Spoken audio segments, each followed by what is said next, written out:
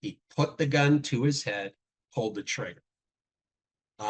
If that isn't justification for keeping somebody in prison for the rest of his life, then I don't know what is. Todd Baylis still relives the horror of how his brother, 25-year-old Constable Todd Baylis, was killed in the line of duty by a drug dealer named Clinton Gayle 32 years ago. Remorse isn't in his vocabulary. Baylis, his mother, and his brother's former partner, Mike Leone, who was nearly killed that day, gave emotional victim impact statements Thursday at Gayle's fourth parole hearing.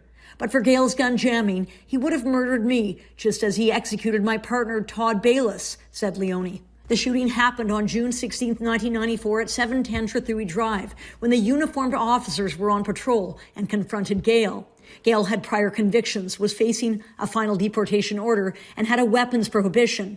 In 1996, he was convicted of first-degree murder and attempted murder. Inside the Mission Institution, a medium-security prison in BC where Gayle is now incarcerated, Leone and the Baylis family pleaded for the board to deny Gayle's bid for parole. The victims are upset with the parole board because they only learned about the hearing earlier this month. They asked for a 1-month adjournment in order to prepare, but were told Gayle first had to agree. He declined. Leone told the board to be forced to ask for a favor from the person who executed Todd and tried to murder me was profoundly humiliating, degrading, insulting, and an affront to our dignity.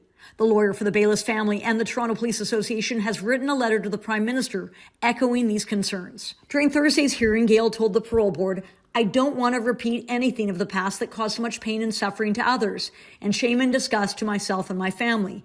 Me going back to Jamaica, if I were to get paroled and deported, I have a job ready for me, a place to reside, a supportive environment." In the end, the board denied Gayle's bid for day parole, saying it's not clear what was going through his mind the day Baylis was killed, pointing out that Gayle's accounts and explanations have changed every time he comes before the board.